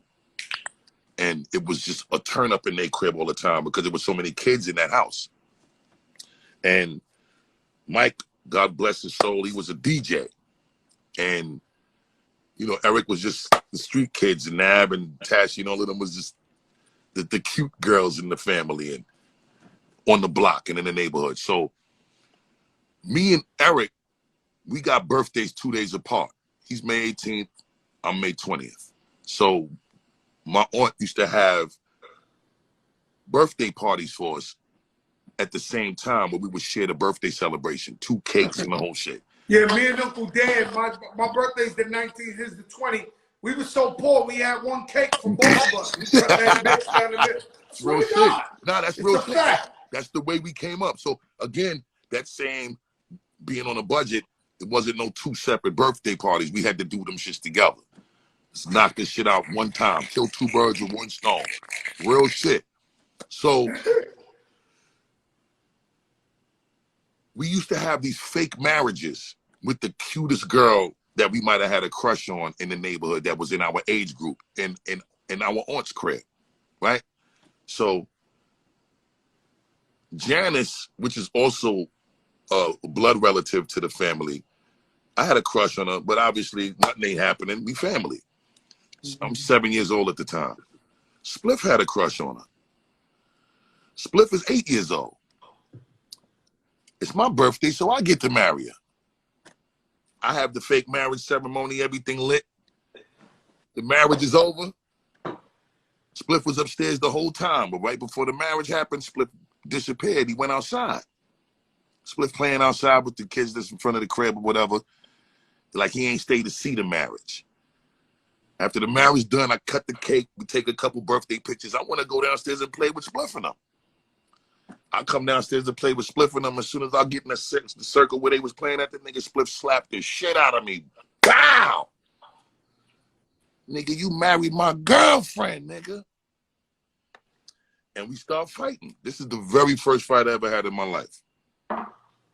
All the family members come downstairs. They see me and Spliff carrying on. They break up the fight. They make us make up right there. Like we had to become friends and squash the shit right there. As soon as we squashed that shit, we became friends right there. I mean, we were friends before that, but we became like different type of friends because it was like we had a fight. You my brother. I'm sorry. We hugged. We got to playing. And something about that moment when we left from that shit, it was like we was happy to see each other the next time we seen each other, just to make sure it wasn't no more beef residue. Bus, let me ask you a question, Bus. You ripped down many of your stages. Right. What's the one time you looked at Spliff in his eyes and you told him, it's go time? I know all of it, but what's the one time, one show that you looked at him and you was like, yo, we're dying on this fucking stage. We better buy this shit more than anybody. What was the one show? It's two of those. Well, one of them wasn't a show. One of them was just when Leaders of the New School was over, and I needed to figure out how I was gonna move, because obviously I told you from the beginning I never aspired to do the solo thing. I always wanted to be a part of a dope support system. Spliff was always like the main attraction of the block. When block parties came and all type of shit like that, Spliff was the motherfucker in the middle of the circle that garnished the most attention because he's a showman. You feel what I'm saying? One day Spliff was on a moped riding down the block. One of them sprees. You remember them sprees and shit? Spliff swerving back and forth in the street. Motherfucker hit the back of a double parked car. A nigga flipped up in the sky, fell. Nigga split his shin bone straight down the middle. Not across, straight down the middle. And nigga refused to shed a tear in front of everybody. Bone sticking out the fucking skin, the whole shit. Ambulance came, picked up Spliff, put Spliff in the ambulance. The door closed. As soon as the ambulance started turning the corner, that's when you heard Spliff bawling like a newborn baby, my nigga. Spliff goes to the hospital, comes back. Spliff got the wild pigeon toe walk. I leave, doing my thing in Long Island. Shit worked for a little bit. When it breaks up, Spliff, I should still come back and visit. Spliff used to be on crutches with the cast on his leg. But like if there was a block party or something happening, that nigga Spliff would go right in the middle of the block party. And you know that shit you be seeing Fabio Foreign and all of them doing with the one leg shit? Spliff was doing that on the crutches way back then. But see, that comes from my culture. Yeah, but he'd be on the crutches and he'll just be bouncing his fucking little one leg shit like, you know what I'm saying? With the crutch on. Yeah. With the cast and the crutches. And, you know, Spliff, he just would make motherfuckers bust legal shots for him, and they putting their hands in the air and they saluting him because he just didn't give a fuck. Like, the show must go on with Spliff. He always displayed that. Spliff don't give a fuck. Spliff don't give a fuck. He don't give a fuck. And Spliff, you know, he really come from the dirt. Spliff done got behind the wall. I done got phone calls from him. Spliff was on the front of the lunch line with champion suits on, champion sweatsuits on, 2 herringbones and Air Force Ones and Rikers. You feel me? Niggas ain't on the front of the lunch line with looking fly like that behind the wall, especially back then, unless you put work in. So that's Spliff. You feel me? So Spliff was always a super asset and a super showman and a super charismatic motherfucker. And he not playing when it coming to defending the people that he loved. That's a fact. And let me ask you something, Bus. Wait. I didn't answer this question yet. So when I broke up with Leaders and came back for Spliff and Scratcher Tour, I told him it was go time for real. Spliff, he wasn't playing. It was almost like he was waiting to hear that because he was tired of doing what he was doing. The show that me and Spliff knew we had to destroy niggas every single night, and it was a serious go time. Not that we didn't value the seriousness of every show when we got on stage every time prior to this moment, but that No Way Out tour with Diddy and them in '97. Jay-Z, Foxy Brown, Dipset was on there as an opening act, and Puffin, Mason, the whole bad boy at the end. That tour, I think Usher was on that tour too. Usher had dates on that run too. This was '97, No Way Out tour. When we got to that, and it was arenas every night, and we had a fucking time slot that was right before Diddy. So it was almost like we was the co-headliner without being called the co-headliners. Because this is when Put Your Hands was white, sizzling hot, right? And Diddy let us come out there and have so much stage space that we was able to bring out the craziest stage production. Like I built Castle Grayskull from the He-Man cartoon on the stage and used to come out the mouth of Castle Grayskull. We had boxes on the fucking stage that I would appear and disappear in. Like magic trick shit was happening on the set. And we knew once we got past that intro, we had to perform to the point where it felt like we was going to have minor health crises going on. Because we knew we wanted it so bad that we was ready to perform to the point where blood was going to come through the skin, bro. And that's just... Yo, Bus, I've done quite a few shows with you, and I ain't gonna lie, Bus. I always say, yo, I gotta bring my A game because Bus is coming up. Yeah, like I'm like, yo, I gotta die on this fucking stage because you know they coming on and they're about to kill this shit legend. Like, you either step your game up or yo, like, oh, you're nothing. You can't, like, you know what I'm saying? You know, Bus is on there. It's like, and so that was the tour that y'all were like trying to die on stage. We tried to die on that motherfucker every night. That's a fact. Every single night, crack. Like, we was getting on stage right before Puff, so there was not one empty seat. I've been on tours in Madison Square Garden, 91. I went on the PE tour. It was me. It was Oaktown 357. It was Scarface. It was Naughty by Nature, Queen Latifah, Ice-T, MC fucking Light, Kid and Play. Like, Tribe Called Quest, Son of Berserker, and the Hellraisers, Leaders of the New School. All on one bill. But we was the niggas that was getting on before people even paid for their ticket. So we was performing for a completely empty venue. And we would perform so hard because we knew that once we was loud enough for niggas on that line to hear us that was at the concession stands or that was getting their tickets punched, they was going to start running inside to see what was going on. So we was the niggas that was trying to get people to their seat. I remember that feeling. I didn't want to go back to that. So now that I'm on at a time slot where I'm getting on right before the headliner and I'm looking like one of the biggest things right before the headliner, I'm coming for blood. I don't want no prisoners. Everybody got to die. That was the mentality. Because I don't ever want to go back to canned food. I'm eating steak now. Yeah. And if I'm going to eat canned food, it's going to be at my choice. Because it's nothing wrong with having a $2 million, $3 million, $4 million crib and you still got your motherfucking peanut butter and jelly sandwiches and eating the motherfucking expensive Sub-Zero fridge with the fucking wheat bread and you still going in there making your shit like you ain't forget Section 8. You know, we still them niggas. You know what I'm saying? Yeah. You know, they got Public sandwich here. I go get me the bologna with the yellow mustard on the hero. They be like, oh, you ghetto for real. You ghetto for real. I'm like, yo, bro, this that real shit right here. I come up on this shit. Every now and then I gotta reward myself with a bologna.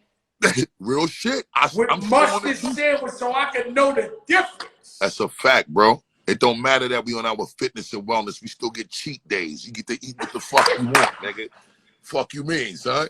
Yo, boss, let me ask you one last question. Mm-hmm. What you want the world to remember Busta Rhymes as when you gone in a million years from now? What do you want them to take from Busta Rhymes as a person, as a man, as career, legacy? What do you want them to take from it? Several things. I think the most important thing for me that people walk away with is that I'm a man of principle. I'm a man of morals. I'm a man of integrity. I'm a man of respect. And I'm a giver and I love to love. You know what I'm saying? Like, that's the most important thing that I want people to understand. Like, I love to love. I love to give love. I love to make people know that I appreciate them. You know what I'm saying? And I think that's been a beautiful thing with the way I was loved. My mother and my father loved me for real. My family, my kids,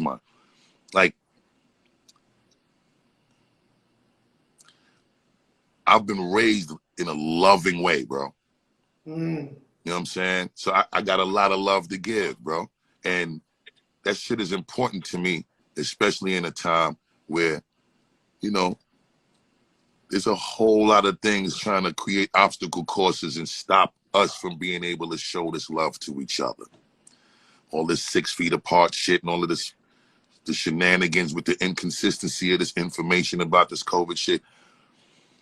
With all due respect to everybody and how they want to deal with that, there's no such thing in the planet that's going to make me stay 6 feet apart from the people that I love. I'm sorry. If I love you, I love you, man. And I'm going to show the motherfucking people that I love how much I love them. I'm going to hug you, motherfucker. I'm going to shake your fucking hand. Just as long as you ain't coughing and sneezing around a nigga. Yeah. You know what I'm saying? But at the end of the day, I think it's important that we don't lose that affectionate shit, and we don't lose saying it to each other and giving each other their flowers while they're here. And also making sure that we defend our respect, integrity, morals, and principles on a priority level, because there's a lot of disrespect going on around here. A lot of it with no accountability. So that's important to me. We got children, they need to see that. They need to be reminded of the significant value of that.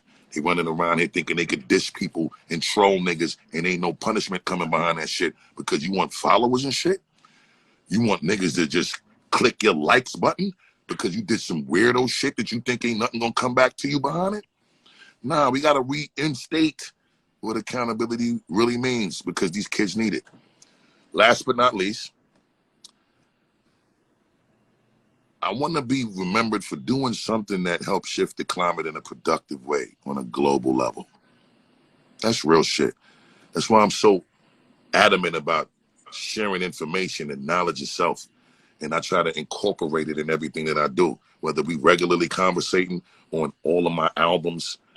You know, it's not an accident that Extinction Level Event 2, The Wrath of God, is coming 11 years in the making on 2020. It's important that people understand the thought that I'm trying to spark in this body of work. This album is coming out in 9 days. 11 years in the making is about to be shared with the world in 9 days. And when you take in this album and you sponge it up and you get the chance to live with it and digest it, all of these things that I'm saying that I want people to remember about me, you're going to take this from this album. And I hope that it empowers people while you have fun and you be entertained. But I also want people to know, too, because I love this thing that I've been blessed with as a gift so much, that I'm one of the most incredibly dangerous motherfuckers that ever touched this microphone. And we're going to give people a friendly reminder when they get this album. It ain't just touching the microphone, boss. It's anthems, it's classics, it's hits, it's underground shit. It's like, it's beyond touching the mic. You done did it in every aspect of arena, genre. Janet Jackson, Mariah, fucking Gabrielle Union as your wife. Y'all trying to kill each other. Yeah. You done did so much shit, boss. Ain't no way. I mean, it's just no way to explain it, bro. It's Thank just you, no Craig. like I'm not gonna lie to you. To interview you, you was the most intimidating person for me to interview, even though you my brother, because your history and your shit is so fucking long. And this new album is gonna add a whole nother layer to that. Thank you, big bro. Because the new album's a classic. Thank you. They can say you my brother. I can say the new album's a classic. Oh, man. Thank you, bro. The new album is a classic. I want to shout out Showbiz Born Lord, DITC. I'm gonna tell you something you never heard. Big shout out to the whole DITC. But I'm gonna tell you something you never heard. OC. Right? There's a Joker moment on the way out. Right. Every Busta Rhymes album would come out. We had like a ritual.